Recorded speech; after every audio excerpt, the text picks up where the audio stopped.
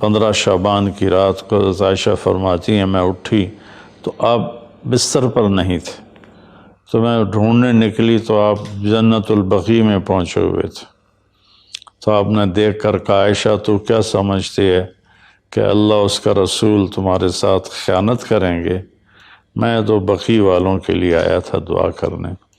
پھر آپ نے فرمایا آج کی رات وہ رات ہے جس میں اللہ تبارک و تعالی بنو کلب ایک قبیلہ ہے جن کے پاس بھیڑ بکریاں بہت زیادہ تھیں، کہا عائشہ جتنی بنو کلب کی بھیڑ بکریوں کے جسم پر بال ہیں ان بالوں کی تعداد کے برابر اللہ تعالیٰ اپنے بندوں کو مغفرت فرماتا ہے، جہنم سے خلاصی فرماتا ہے۔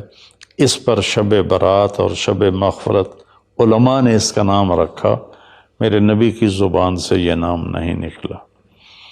تو اس کی یہ فضیلت ہے کہ اس میں اللہ تعالیٰ کی طرف سے بخشش کا نزول ہوتا ہے۔ باقی یہ جو کہتے ہیں کہ اس میں فرشتہ اترتا ہے اور سارے سال کا بجٹ بتاتا ہے اور سارے سال کے واقعات، یہ کسی حدیث میں میری نظر سے نہیں گزرا۔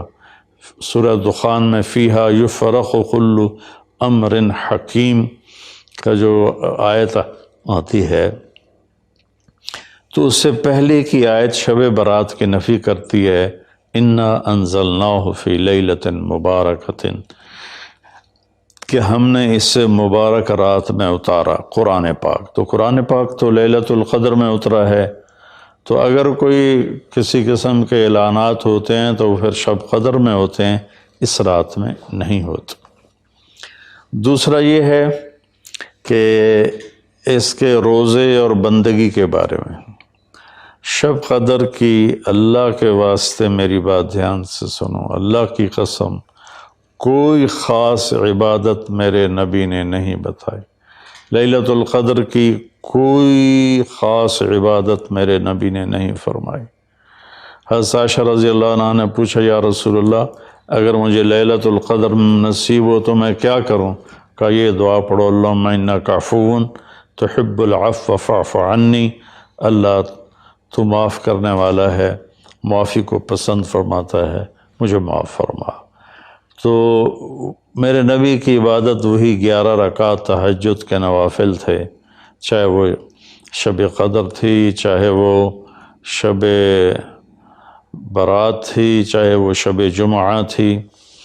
تو اب اس کے نام پر لوگوں نے کیا کیا خرافہ، چونکہ ہم قرآن اور حدیث سے نہیں جڑے، کتابیں لکھی ہوئی ہیں، کس نے لکھی، اس کی سند کیا ہے، اس کی تمیز ہی کوئی نہیں ہے، تو وہ پھر بہت ہی زیادہ 4 رکعت پڑھو، پہلی رکعت میں یہ پڑھو، دوسری میں یہ پڑھو، تیسری میں یہ، چوتھی میں یہ سب بدعات ہیں، ان کا کوئی تعلق نہیں میرے نبی کے کسی بھی فرمان سے۔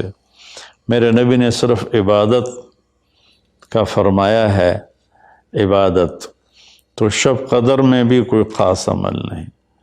اور دوسری بات یہ کہ اگر آپ نے عبادت کرنی ہے تو مسجد نہیں گھر، مسجد نہیں گھر، مسجد نہیں گھر۔ میرے نبی نفلی بندگی گھر میں ادا فرماتے تھے۔ اب شب برات میں صلاۃ تسبیح کی جماعت ہو رہی ہوتی ہے، یہ کتنی بڑی نادانی کی بات ہے۔ نفلوں کی تو جماعت ہی نہیں ہوتی، تو یہ صلاۃ تسبیح کی جماعت کروا رہے ہوتے ہیں۔ نفلی عبادات کے بارے میں اللہ کے نبی کا طریقہ گھر میں پڑھنا ہے، اور اللہ کی طرف سے بھی ہمیں جو اشارہ ملتا ہے فَاذْكُرِ اسْمَ رَبِّكَ وَتَبَتَّلْ إِلَيْهِ تَبْتِيلًا، اپنے اللہ کو خوب یاد کریں اور لوگوں سے کٹ جائیں بالکل، اور سب سے کٹ کے آپ اپنے رب کو یاد کریں۔ وَمِنَ اللَّيْلِ فَتَهَجَّدْ بِهِ نَافِلَةً لَكَ عَسَىٰ أَن يَبْعَثَكَ رَبُّكَ مَقَامًا مَحْمُودًا فَإِذَا فَرَغْتَ فَانْصَبْ وَإِلَىٰ رَبِّكَ فَارْغَب ان ساری آیات کا خلاصہ یہ بنتا ہے کہ نفلی عبادات سنتیں بھی ہوں گھر میں پڑھو، اور خاص طور پر جو ایسی راتوں کی عبادت ہوتی ہے، مسجدوں میں اکٹھے ہونا اور اس رات میں جھنڈیاں لگانا، پھر آتش بازی کرنا، یہ آتش بازی تو بالکل ہی اسراف ہے اور خرافات ہے۔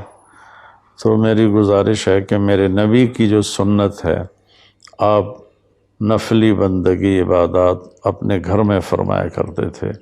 اس رات میں اگر آپ عبادت کرنا چاہتے ہیں، مسجد کی بجائے گھر کو مسجد بنائیں۔ وَاجْعَلُوا بُيُوتَكُمْ قِبْلَةً وَأَقِيمُوا الصَّلَاةَ۔ اللہ نے بنی اسرائیل سے فرمایا اپنے گھروں کو مسجد بنا لو اور نمازیں قائم کرو۔ تو ہم بھی اپنے گھروں کو خالی نہ چھوڑیں، اس میں ساری فیملی اکٹھی ہو کے نوافل کا اہتمام کرے۔ مسجد فرائض کے لیے ہے اور نوافل کے لیے گھر ہیں۔ تو امید ہے میری اس بات پہ آپ غور فرمائیں گے، ناراض نہیں ہوں گے۔